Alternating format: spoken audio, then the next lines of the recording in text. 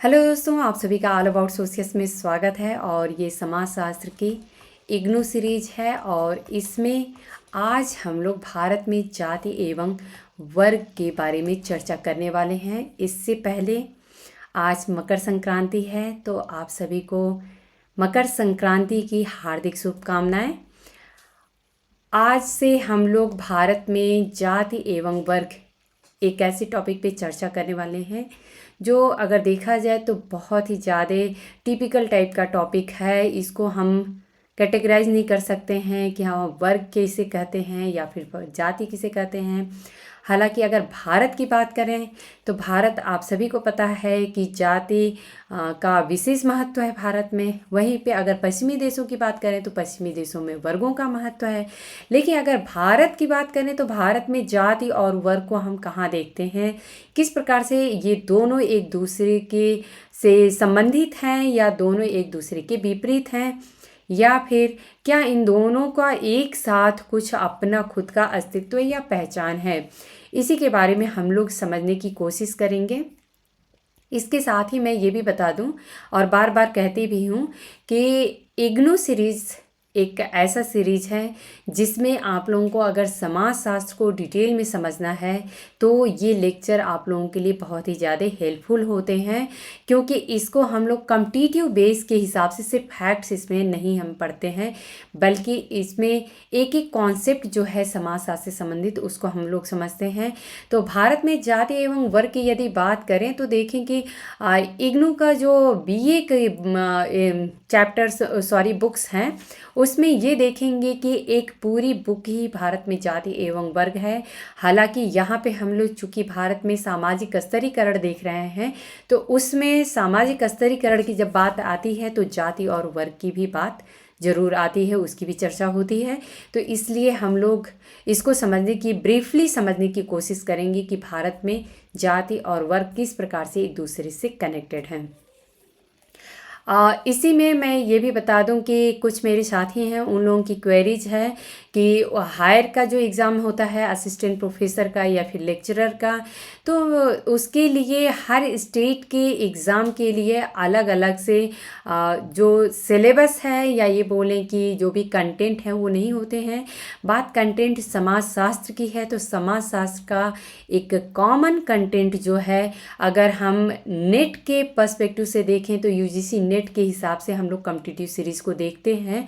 तो competitive series plus आप लोगों को दिखेगा कि जो यूपी पीजीटी और जो नेट का एक कंबाइन करके हम लोग देख रहे हैं थिंकर्स की सीरीज़, तो ये सारे के सारे लेक्चर्स जो हैं वो किसी भी हायर एग्ज़ाम की दृष्टि से, चाहे फिर अगर हम पीजीटी की बात करें, चाहे फिर लेक्चरर की बात करें, या फिर हम असिस्टेंट प्रोफेसर के एग्ज़ाम की बात करें, फिर या हम यूजीसी नेट के एग्ज़ाम की बात करें, जीआरएफ की बात करें, तो इस सारे के सारे एग्ज़ाम्स जो हैं उन सभी के लिए हेल्पफुल है। क्योंकि समाजशास्त्र में अगर कॉम्पिटिटिव एग्ज़ाम की बात करें तो हम सिलेबस भले चाहे जितना देख लें उसका दायरा सीमित नहीं है, बहुत ही ज़्यादा ब्रॉड है। तो मैं आप लोगों को कंटेंट प्रोवाइड करा रही हूँ, आप लोग खुद से पढ़िए। आप लोगों को पता है कि ये एक ऐसा मंच है जिस पे मैं आप लोगों से ज़रूर जुड़ी रहती हूँ, लेकिन आप लोगों को भी उतनी ही मेहनत करने की ज़रूरत है।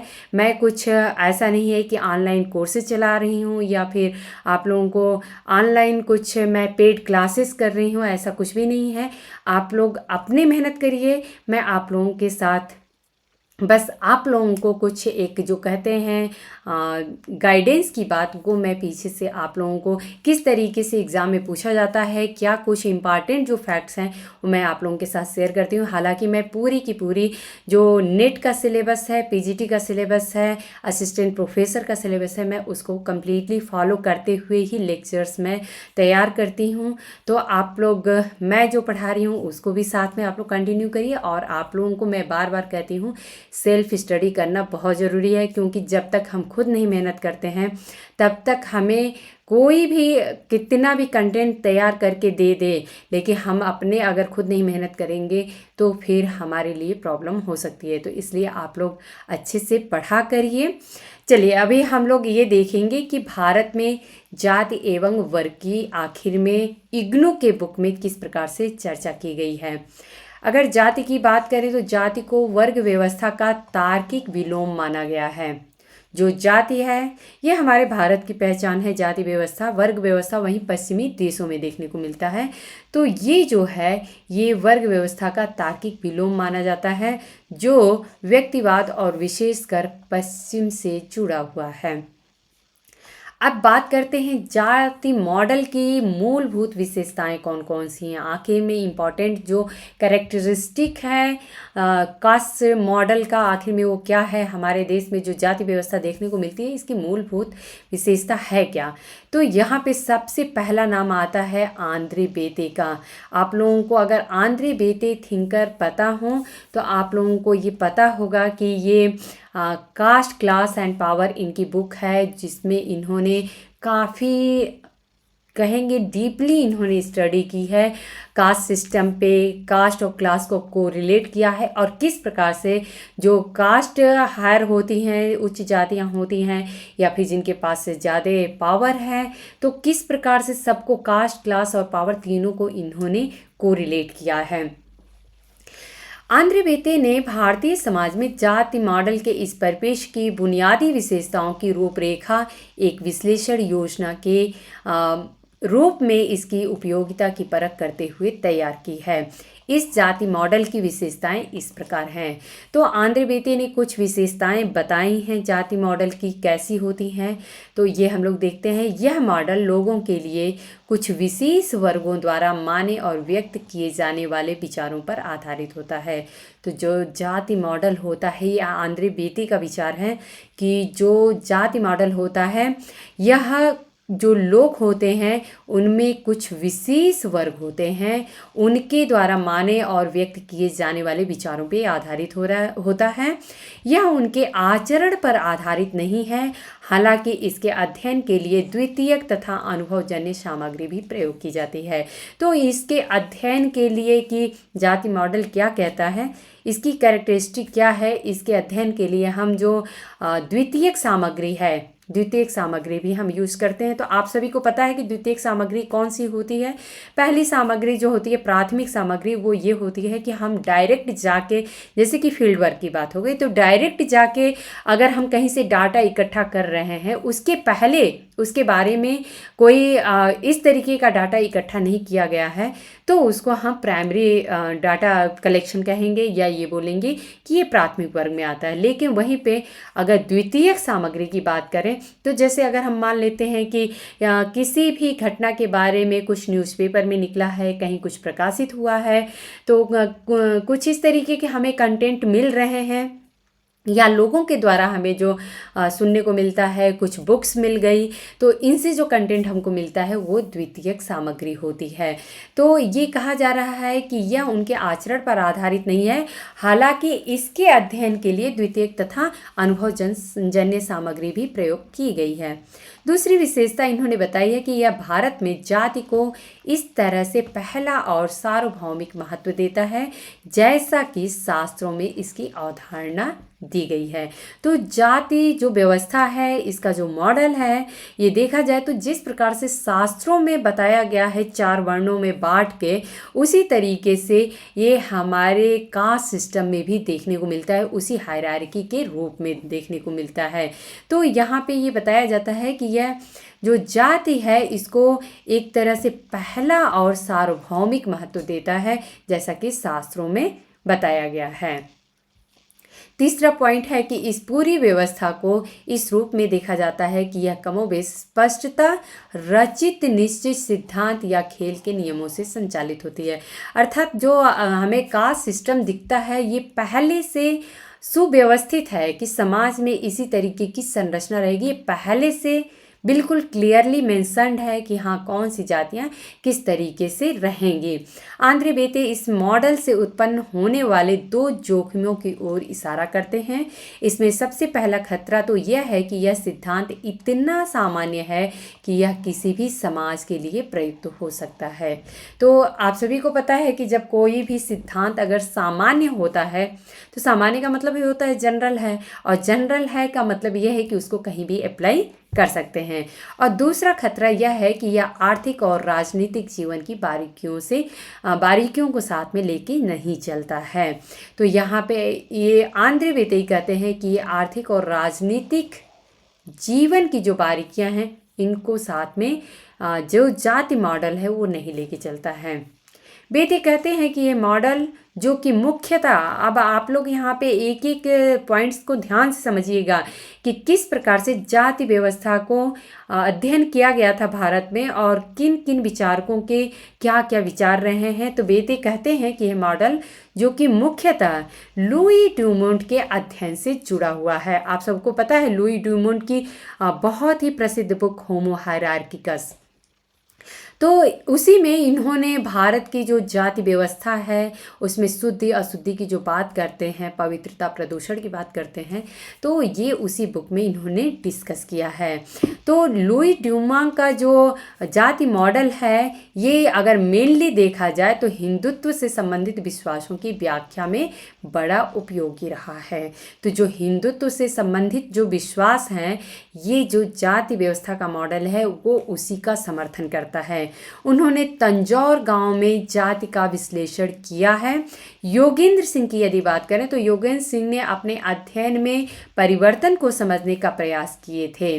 तो अगर योगेंद्र सिंह की बात करें कि वो कास्ट सिस्टम को कैसे देखते हैं तो वो किस प्रकार से कास्ट में चेंजेस आ रहे हैं उसको वो समझना चाह रहे थे, जिसमें वर्गीय कारक जो है वो जाति श्रेणियों के ढांचे के भीतर अपनी पहचान के नए बोध के साथ कार्य करते हैं।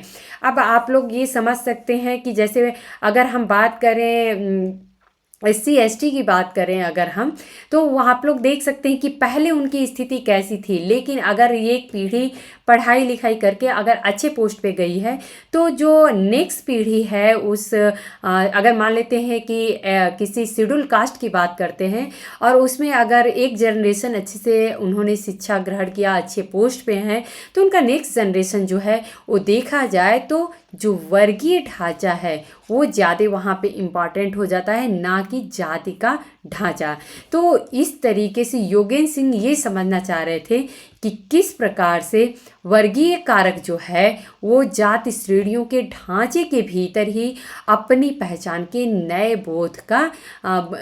बोध के साथ वो कार्य करते हैं। इस तरह की घटनाओं में जाति उल्लंघन भी होते हैं। तो इस तरीके से अगर देखा जाए कि जहाँ पे वर्ग का मतलब क्या है, क्लास की बात हो रही है, जहाँ पे लोग बोलेंगे फाइनेंशियली स्ट्रांग है, आर्थिक रूप से ज़्यादा स्ट्रांग हो जाते हैं, तो वहाँ पे जाति उल्लंघन भी होता है, जो कि एकदम स्ट्रिक्ट जाति व्यवस्था है कि ये जाति ऐसे ही रहेगी, वो वहाँ पे उल्लंघन होते हुए दिखाई देता है, जो उन अंतर विरोधों की तरफ हमारा ध्यान खींचते हैं जो पहले इतने स्पष्ट नहीं दिखाई देते थे।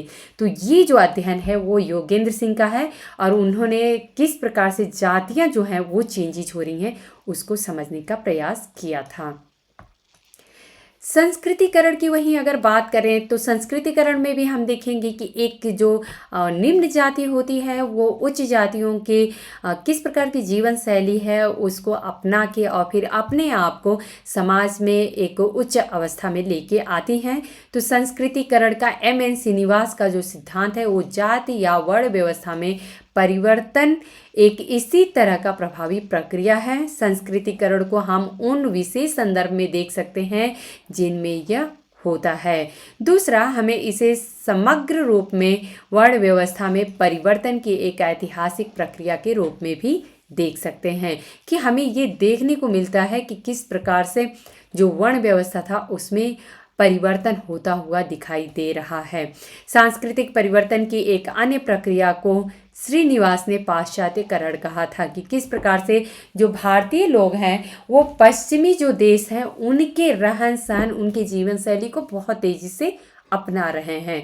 यह लोगों के मूल्यों आदर्शों और सांस्कृतिक जड़ों में बदलाव लाता है। तो जैसा कि अगर हम देखें कि पहले का जो भारतीय समाज था, उनके पहनावे का तरीका कुछ और था, उनके भोजन करने की शैली कुछ और थी, भोजन के जो बहुत सारे भोजन होते हैं, भोजन के प्रकार हैं, वो भी कुछ और थे।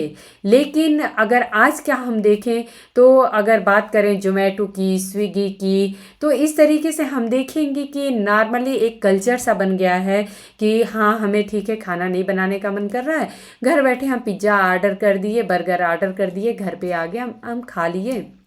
तो इस तरीके की जो लाइफ स्टाइल है, ये हमारी भारतीय संस्कृति की पहचान नहीं थी। लेकिन हम धीरे धीरे जो पाश्चात्य संस्कृति है उसको हम अपनाते जा रहे हैं, हमें पता भी नहीं चल रहा है और हम कब उसको अपना लेते हैं। इसी को श्रीनिवास ने पाश्चात्यकरण कहा है। योगेन सिंह के अनुसार इन परिवर्तनों में ढांचागत परिवर्तनों का जो अर्थ निहित है, ये है कि विशेषकर वर्ण व्यवस्था में और सामान्यतया भारतीय समाज में आ रहे हैं। तो हमें भारतीय समाज में परिवर्तन जो दिख रहा है वो एक ढांचागत अर्थात तो उसके स्ट्रक्चर में ही चेंजेस देखने को मिल रहा है, जिन्हें क्रम परंपरा के विरुद्ध विद्रोह कहा जा रहा है या फिर आधुनिकीकरण की प्रक्रिया में फंसा बताया जा रहा है कि हम आधुनिकीकरण का जो प्रक्रिया है इसमें पूरी तरीके से फंस चुके हैं। ढांचागत परिवर्तन आखिर में होता क्या है, तो भूमि सुधारों, शिक्षा के प्रकार, लोकतांत्रिकरण और नगरीकरण के रूप में ढांचागत परिवर्तन नजर आते हैं। इन परिवर्तनों का वर्ण व्यवस्था पर यह असर पड़ता है कि जातिगत संगठन जैसे अनुकूलन युक्तियां अक्सर सामाजिक लामबंदी की युक्ति बन जाती है। ये संगठन मुख्य रूप से अपने देश की भौतिक और सांसारिक जरूरतों और लक्ष्यों की पूर्ति के लिए प्रयत्नशील रहते हैं। इस प्रक्रिया में ये संगठन अपने सदस्यों को अपनी वंचना और ढांचागत अवरोधों के बारे में और अधिक सजग बनाते हैं कि हमें इस प्रकार के चेंजेस हो रहे हैं, हमें समझना है, हमें ये चेंजेस नहीं चाहिए। ये संगठन अक्सर गैर जातिगत कार्यों से ही सरोकार रखते हैं। तो जो लोग, अगर हम सिंपल सी बात समझें कि समाज में परिवर्तन चाहते हैं, तो नॉर्मल सी बात है कि जो जाति व्यवस्था है वो परिवर्तन को बहुत ज़्यादा सपोर्ट नहीं करती है। तो जो लोग अगर समाज में परिवर्तन चाहते हैं तो वो गैर जातिगत कार्यों से ही सरोकार रखते हैं। 1 मिनट, जस्ट 1 मिनट रुक जाइएगा आप लोग।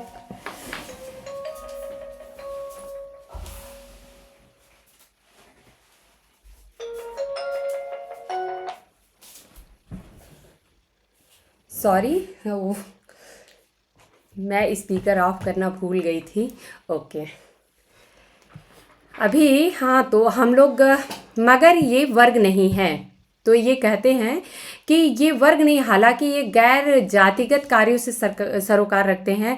अर्थात जो गैर जातिगत कार्यों से, जाति जो है वो हमें समाज में व्यवस्था बनाए रखने के लिए उसी तरीके से सपोर्ट करती है। लेकिन अगर बात करें हम कि हमें इस तरीके के कुछ प्रोसेस करने हैं या इस तरीके का कार्य करना है जिससे कि हम सिर्फ जो जाति है उसी तरीके का चीज़ होना चाहिए उसको सपोर्ट करें, तो कुछ लोग ऐसे होते हैं, ये जो कुछ संगठन होते हैं जो कि गैर जातिगत कार्यों से सरोकार रखते हैं, मगर ये वर्ग नहीं हैं, क्योंकि इन संगठनों के सदस्य अनेक वर्ग स्थितियों से जुड़े हुए लोग होते हैं। तो जो लोग, कुछ ऐसे संगठन होते हैं जो कि विभिन्न अगर वर्गों से जुड़े हुए हैं, तो वो सिर्फ किसी पर्टिकुलर कास्ट की बात नहीं करेंगे, किसी पर्टिकुलर जाति की बात नहीं करेंगे। इनमें अंतर 1 मिनट, हाँ, इनमें अंतर जातिगत अंतर विरोधों को उठाने नहीं दिया जाता है। तो अर्थात कई सारी जातियों में अगर कन्फ्लिक्ट हो तो ऐसा नहीं करने दिया जाता है। इससे इनमें साझी वंचनाओं और वर्गीय चेतना की धारणा जो है वो भी उत्पन्न हो सकती है। तो लोग अपने अपने जातियों को लेके या अपने वर्गों को लेके कॉशियस होते हैं कि किस प्रकार से हमें कौन सा स्टेप उठाना चाहिए, कौन सा नहीं उठाना चाहिए। अगर बात आर्थिक संबंध की करें तो वर्ण व्यवस्था को आर्थिक संबंधों की व्यवस्था के रूप में देखा गया है। अब वर्ण व्यवस्था की यदि बात करें तो अगर किस प्रकार से कौन से जो वर्ण हायरार्की में हम देखेंगे कि जो चारों हमें वर्ण दिखते हैं वो आखिर में किस प्रकार से बटे हुए हैं, तो वो कहीं ना कहीं उनका आर्थिक से संबंध होता है। कैसे होता है उसको अभी हम लोग डिस्कस करेंगे। जो आमेंचर ये एक विचारक हैं, इन्होंने कहा है कि जो लोग या जातियां इस वर्ण व्यवस्था में सबसे नीचे हैं, आप लोग अब समझ सकते हैं कि सबसे नीचे शूद्र आते हैं, तो जो लोग ये या जातियां इस वर्ण व्यवस्था में सबसे नीचे हैं, उनके लिए वर्ण व्यवस्था ने शोषण और दमन के एक बड़े ही व्यवस्थित और प्रभावशाली अस्त्र के रूप में कार्य किया है।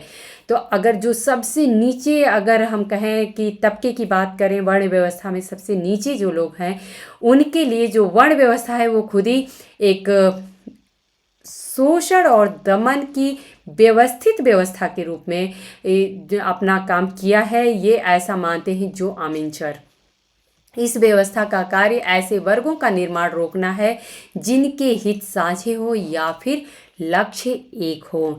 तो ऐसा माना जाता है कि जो ये व्यवस्था है, वर्ण व्यवस्था है, ये खुद इस प्रकार से डिज़ाइन किया गया है, इसको बनाया गया है कि जो लोग हैं कि अगर वो अपने खुद के हितों को देख रहे हैं, वो नहीं चाहते हैं कि इस प्रकार के किसी वर्ग का निर्माण हो, बल्कि उसे वहीं पे रोक दिया जाए या दबा दिया जाए। तो इस प्रकार से अगर लोग अपने साझे हित की बात करते हों या उनका एक लक्ष्य हो कि हमें ये चीज़ मिलनी चाहिए, अगर मान लीजिए कि एक प्रताड़ित वर्ग है कोई समाज में, तो वो चाहे कि नहीं वो अपने लिए लड़ सके, तो उनको एकजुट नहीं होने दिया जाता है, उनको कहीं ना कहीं भटका दिया जाता है और इस प्रकार से वो लोग कमज़ोर पड़ जाते हैं। मेंचर ने वर्ण को मार्क्सवादी अर्थ में लिया है। तो मैं अभी आप लोगों को जब डिस्कस कर रही थी, मेरे माइंड में यही आ रहा था कि जो मार्क्सिस्ट विचारधारा है वो यही कहता है कि जो पूंजीपति वर्ग होते हैं, वो जो सर्वहारा वर्ग होता है, उसको उनके जो आप लोग देखेंगे कि स्वयं में जो हित है और स्व के लिए हित है, उसको वो लोग कहीं ना कहीं चाहते हैं कि ये ऐसा रूप ना देखने को मिले। अर्थात जो हमारा सर्वहारा वर्ग है वो कॉशियस नहीं हो, उसके अंदर चेतना नहीं पनपनी चाहिए, नहीं तो वो जो है वो विद्रोह कर देगा या क्रांति कर देगा। तो इस प्रकार से इन्होंने, अगर मेंचर की बात करें तो मेंचर जो है वो मार्क्सवादी विचारधारा से संबंधित दिखाई देते हैं और जाति संबंधों के विश्लेषण के लिए इन्होंने मार्क्सवादी मॉडल को अपनाया है। इस तरह जाति परस्पर निर्भरता और लेन देन की व्यवस्था के बजाय शोषण की व्यवस्था है। तो ये मानते हैं कि इस प्रकार से जो जाति है वो परस्पर निर्भरता और लेन देन की व्यवस्था बल्कि नहीं है, बल्कि यह एक शोषण की व्यवस्था है। जाति स्तरीकरण ने वर्ग द्वंद्व या सर्वहारा चेतना को विकसित होने से रोकने का काम किया, क्योंकि वो पहले से प्री डिफाइंड है कि अगर हम इस जाति में हैं तो हमारी समाज में स्थिति क्या है। हम अपनी स्थिति चाहे जितनी बदलनी चाहें, लेकिन समाज हमें बदलने नहीं देगा। तो इस प्रकार से जो मेंचर हैं ये एक मार्क्सिस्ट विचारधारा के साथ आते हैं और ये कहते हैं कि जो जाति स्तरीकरण हमें समाज में दिखता है या भारतीय समाज में दिखता है, वो वर्ग द्वंद्व या फिर सर्वहारा चेतना को विकसित होने से रोकता है। ऐसा इसलिए होता है क्योंकि जाति को चरम सामाजिक आर्थिक भेदों को आंशिक रूप से ढक देने से ही मान्यता मिलती है। अर्थात उनको ये बता दिया गया है कि आप इस जाति से संबंधित हैं, पहले से ही वो जाति ही एक काम करती है कि जो कि सामाजिक और आर्थिक भेद जो है उसको ढकने का काम करती है, या ये बोले कि उसको ढक के बनाए रखने का काम करती है। भारतीय समाज में स्तरीकरण की एक व्यवस्था के रूप में वर्ण उस तरह से घिरे हुए नहीं मिलते जिस तरह से जातियां घिरी हुई हैं।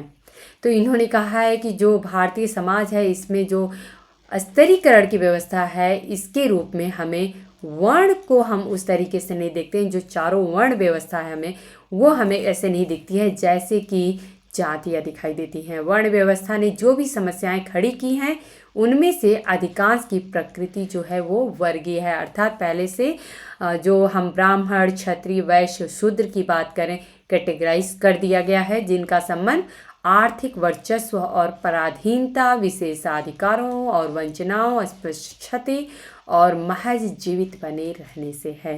तो इसमें अगर हम निचले तबके की बात करें, निचले वर्ड की बात करें, तो उनकी अगर स्थिति देखेंगे तो यही है कि महज जीवित बने रहने की है। वहीं पे अगर ये समस्याएं जो हैं उनको देखें तो ये समस्याएं अनिवार्यतः संपन्न और वंचितों की है। अगर बात करें, यहीं पे बात आ गई, मार्क्सिस्ट विचारधारा की बात हो रही है, तो चूंकि दो ही वर्ग हमें दिखता है, एक तो पूंजीपति वर्ग दिखता है या फिर दूसरा सर्वहारा वर्ग दिखता है, तो या फिर हम बोलें कि श्रमिक वर्ग दिखता है। तो ये जो समस्याएं हैं, ये मानते हैं मेंचर कि ये दो ही रूप में दिखते हैं, या तो संपन्न हैं जो लोग और दूसरा वंचित लोग हैं, अर्थात जिनके पास कुछ नहीं है। संपन्न जो है उनके पास सब कुछ है। इन्हें हम मार्क्सवादी अंदाज में मूर्त या ठोस समूहों में नहीं रख सकते हैं, क्योंकि यहाँ वर्गीय वैमनस्य, वर्गीय चेतना और वर्गीय एकता विद्यमान नहीं है। तो यहाँ पे इन्होंने कहा है कि हमें अगर देखें कि लोग एकजुट हो के एक काम करते हैं तो ऐसा हमें नहीं दिखाई देता है। इसलिए भारत की स्थिति अन्य समाजों से इस मामले में भिन्न है कि इसकी समस्याएं जो हैं वो वर्गीय चरित्र की तो हैं। अगर वर्ण व्यवस्था की बात करें तो वर्गीय चरित्र की तो हैं, मगर समाज के टुकड़े के रूप में वर्ग ठोस सामाजिक आर्थिक इकाइयों के रूप में मौजूद नहीं है। तो अगर हम बात करें कि भारतीय समाज की हमें स्थिति कैसी दिखती है, तो वो वर्गीय समाज के बजाय हमें जातीय व्यवस्था के रूप में देखने को मिलती है। सत्ताधिकार और प्रभावी जातियों की बात करें तो आप लोगों को पता है कि प्रभावी जो जातियां होती हैं, सत्ताधिकार उन्हीं के पास होता है। आंद्रे बेते के अनुसार सत्ताधिकार एक प्रभावी जाति से दूसरी प्रभावी जाति के पास चला गया है। यही नहीं, यह जाति के ढांचे से निकलकर अपेक्षाकृत विभेदित ढांचों जैसे कि पंचायतों या राजनीतिक दलों के पास चला गया, अर्थात जिनके पास पावर है, कहें कि रूप बदल गया है, लेकिन जिसके पास पावर है उसी के पास गया है। मगर अपने इस विवेचना में बेटे इस अंतरण के परिणामों पर गौर नहीं कर पाए हैं। अब सवाल यह उठता है कि क्या हम जाति ढांचे में हो रहे बदलाव का अध्ययन इनके फलस्वरूप उभरे अनुपाती न्याय, समानता या फिर असमानता के नमूनों का विश्लेषण किए बिना कर सकते हैं। तो यहाँ पे एक क्वेश्चन ये उठता है कि हम जो आज की अगर जाति व्यवस्था की बात करें, जहाँ पे देखेंगे इंटरकास्ट मैरिज भी हो रही हैं, जाति की जो हमें अगर एक बंधन की बात करें तो वो काफ़ी हद तक ढीली भी है, समाज में धीरे धीरे ढीली होती जा रही है। हालांकि ऐसा हम देखेंगे कि जो ग्रामीण समाज है वहाँ पे जातिगत जो ढांचा है वो ज़्यादा मजबूत दिखाई देता है, वहीं पे शहरी समाज में कमज़ोर होता हुआ दिखाई देता है। तो यहाँ पे सवाल ये उठता है कि क्या हम जो जाति ढांचे में परिवर्तन हो रहा है, बदलाव हो रहा है, उसका अध्ययन जो है वो हम जो अनुपाती न्याय है या फिर क्या उसमें समानता है, असमानता है, इनके हम विश्लेषण करते हुए कर सकते हैं या इनका बिना विश्लेषण किए हुए कर सकते हैं। अगर हम एक समतावादी व्यवस्था के नियमों में नैसर्गिक रूप से विद्यमान लचीलेपन का विश्लेषण नहीं कर सकते तो हमारे लिए औपचारिक संस्थाओं और ढांचों के उदय को जाति क्षेत्रों से जाति मुक्त संरचनाओं के अंतरण के संकेत के रूप में व्याख्या कर पाना मुश्किल होगा।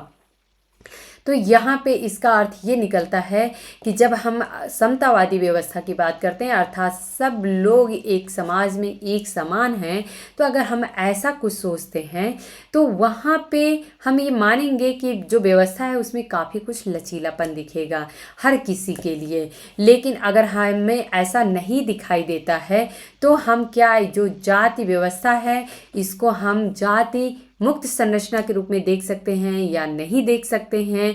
तो ये सारे मन में सवाल उठते हैं।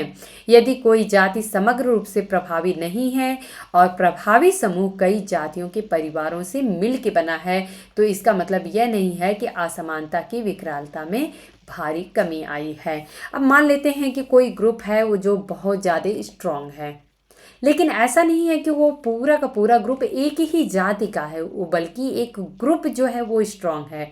अब जैसे अगर हम बात कर लें बहुत ही सिंपल तरीके से कि बिजनेसमैन का जो ग्रुप है, जितने भी इंडस्ट्रियलिस्ट हैं, बिजनेसमैन हैं बड़े बड़े, उनका ग्रुप है, तो क्या वो एक ही कास्ट के हैं? नहीं है।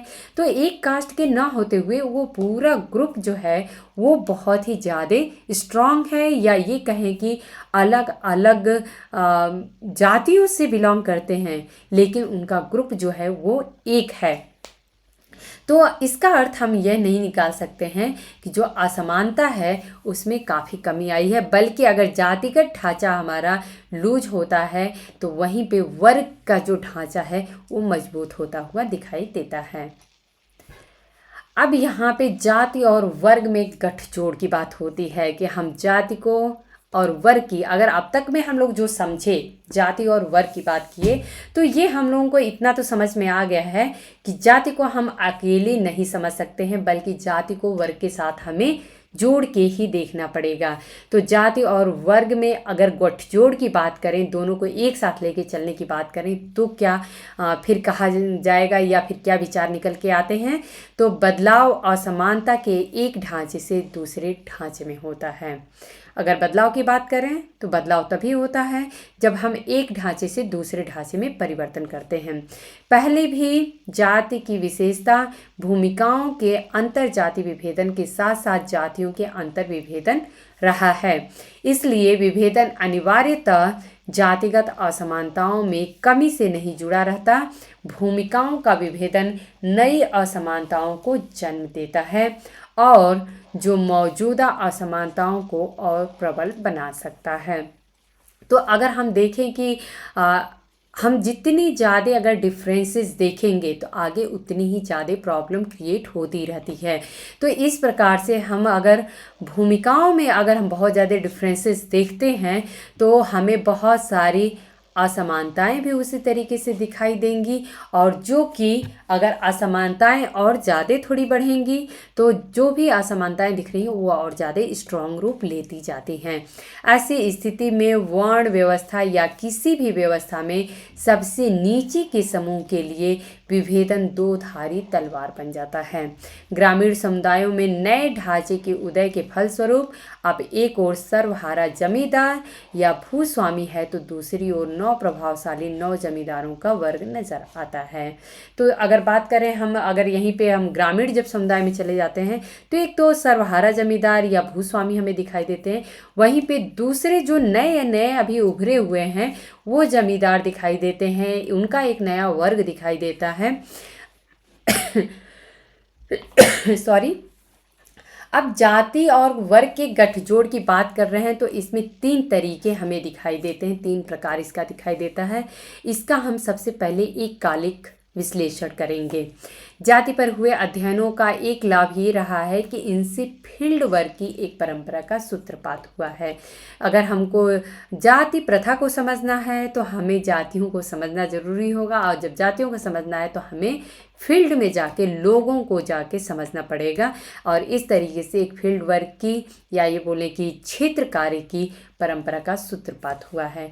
इनमें जाति को एक साम्यावस्थाकारी, समरस और सहमति जन्य व्यवस्था के रूप में प्रस्तुत करने पर अधिक बल दिया गया है। तो जातियों में देखा जाए तो अक्सर करके बहुत ज़्यादा हमें समानताएं दिखाई देती हैं।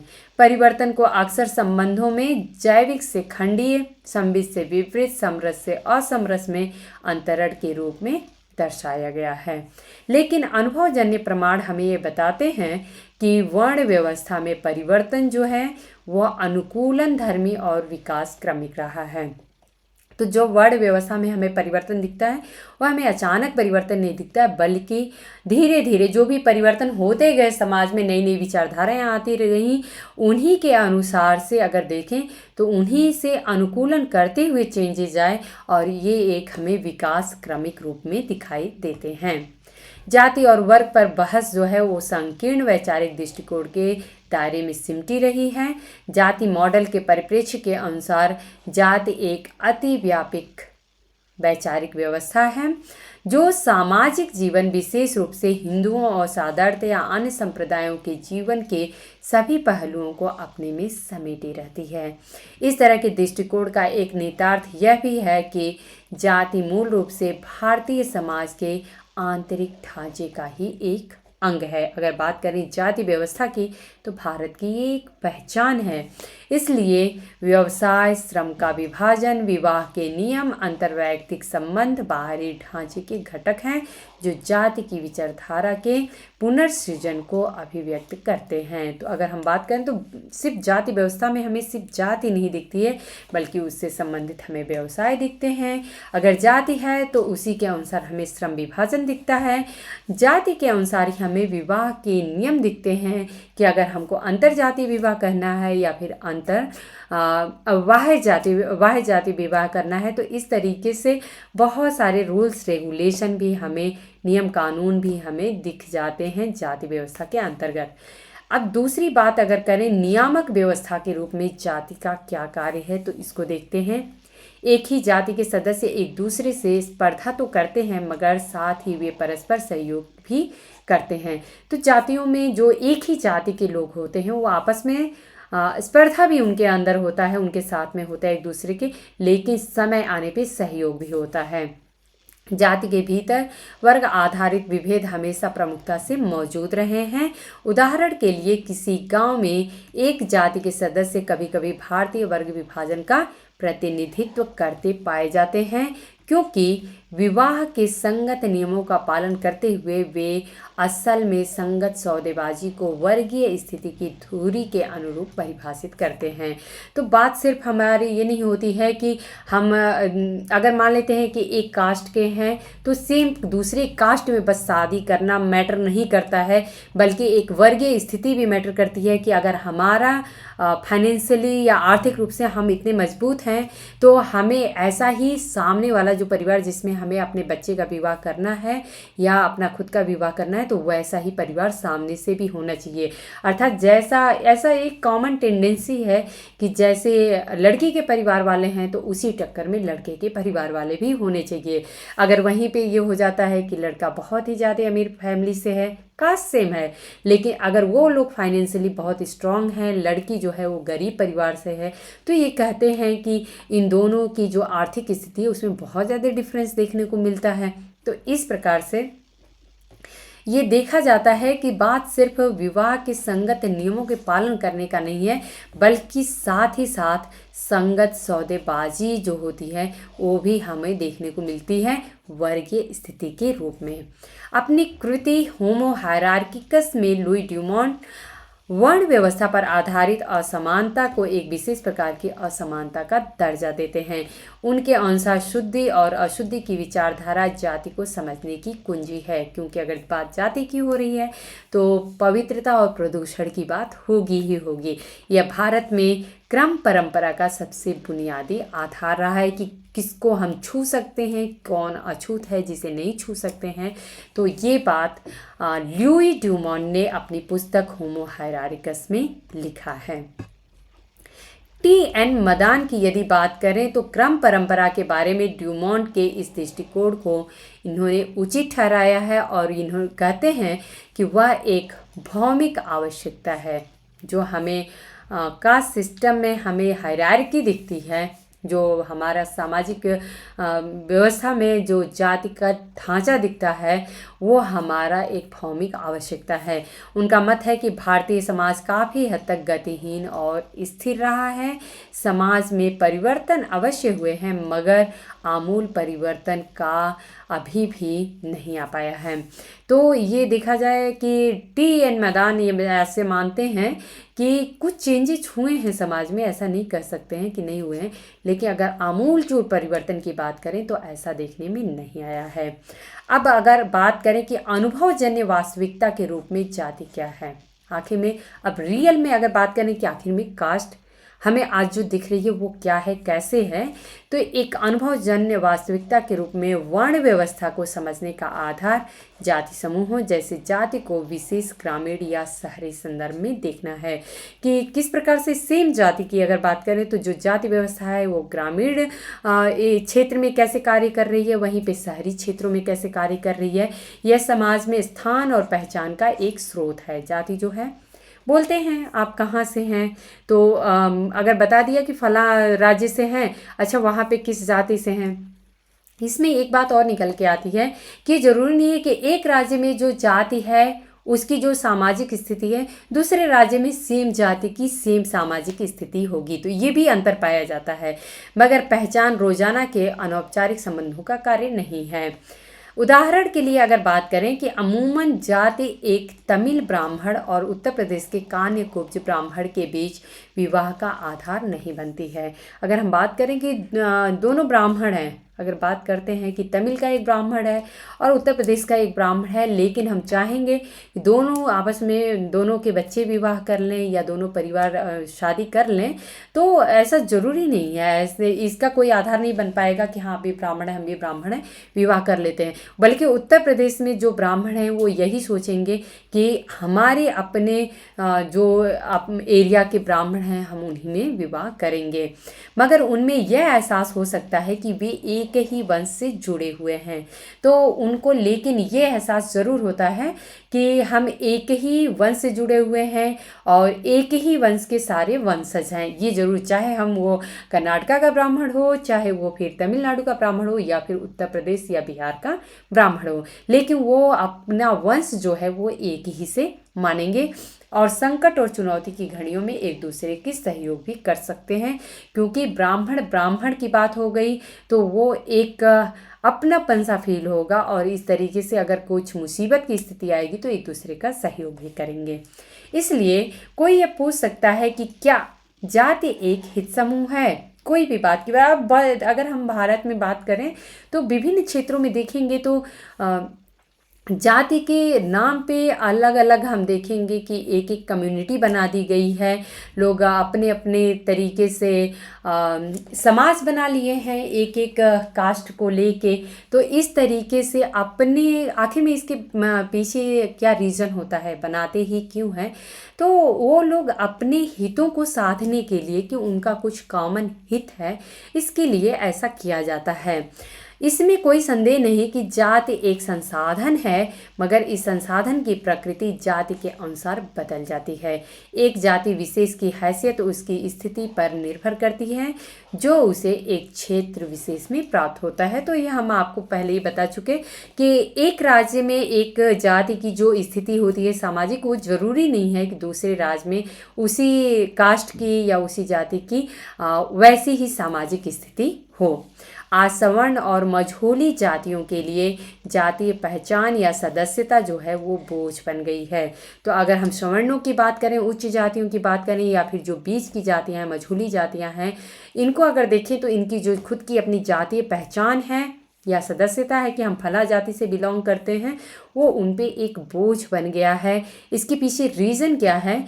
क्योंकि सरकारी नौकरियों, संसद और विधानसभाओं के साथ साथ उच्च शिक्षण संस्थानों में प्रवेश का एक खास प्रतिशत जो है वो अनुसूचित जाति, जनजातियों और अन्य पिछड़ी जातियों के लिए आरक्षित कर दिया गया है। तो इस प्रकार से अगर देखें कि जो सामान्य वर्ग है, जो उच्च जातियां हैं, वो अपने आप को बहुत ज़्यादा असहाय महसूस करती हैं यहाँ पे कि हमारे लिए नौकरी तो आ रही है लेकिन बहुत कम सीटें होती हैं।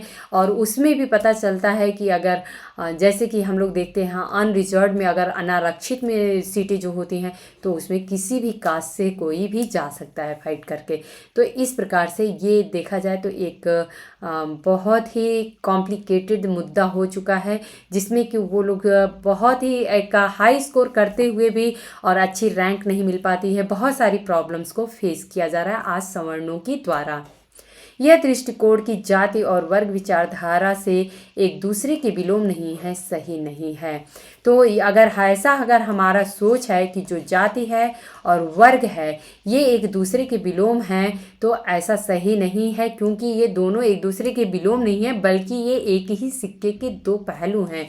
यह मान लेना कि जाति के नष्ट होने पर वर्ग एक सामाजिक वास्तविकता के रूप में उभर सकता है, दोनों के बीच में जो संबंध है उसे गलत समझना होगा। तो हम ऐसा नहीं सोच सकते हैं कि जाति व्यवस्था खत्म हो जाएगी और वर्ग व्यवस्था हमारी उभर के सामने आ जाएगी, ये बिल्कुल गलत है।